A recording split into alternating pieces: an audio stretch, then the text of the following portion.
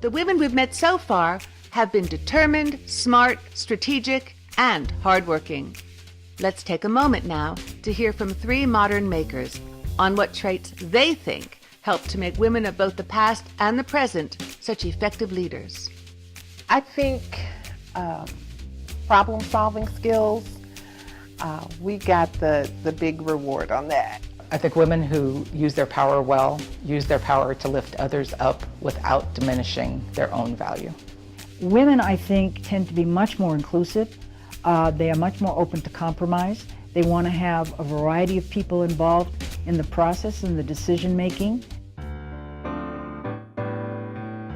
While our last two makers established successful careers by building up Southern Nevada's communities, our next made hers by informing the people within those communities. Las Vegas native Myram Borders made her mark in the field of journalism. Borders documented the news and dispensed it to the world. I, in effect, grew up with Las Vegas. My parents moved here when I don't even think I was in kindergarten yet. There was 8,000 people in Las Vegas when they came here. Borders studied journalism at the University of Nevada, Reno, and went on to work for United Press International, a wire service providing news to thousands of newspapers, television, and radio stations. Journalism was still a very much male-dominated field in the early 60s. Being a female reporter had its advantages and disadvantages. They aren't concerned at all about the competition because a woman couldn't possibly beat them.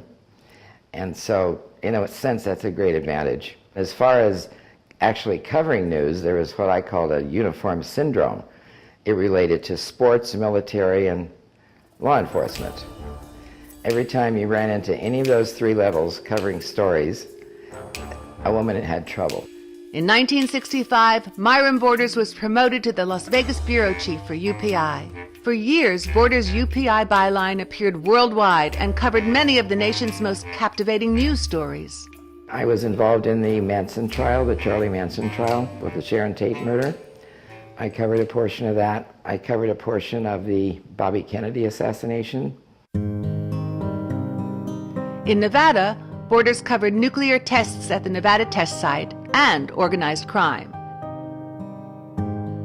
Myram Borders, who served as an inspiration to countless up-and-coming female journalists, had some mentors of her own. I think my mentors were probably other women that were in the fight with me.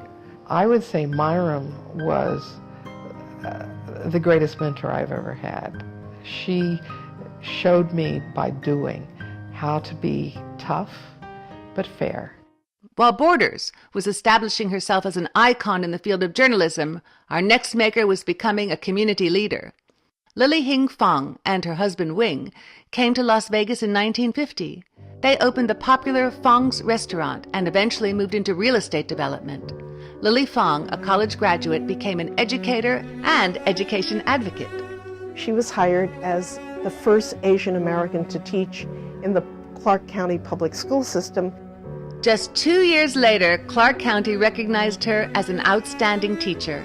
Her belief in the power of education eventually led her to join and then become state president of the American Association of University Women. She eventually ran for University Regent in 1974 and served until 1984. Lily and Wing Fong shared their gains in business as benefactors and volunteers within their community.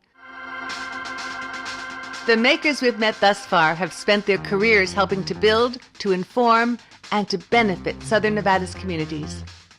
Coming up next, we'll meet some amazing women who achieved great things at a time when our state and our nation were undergoing a great social, political, and cultural metamorphosis.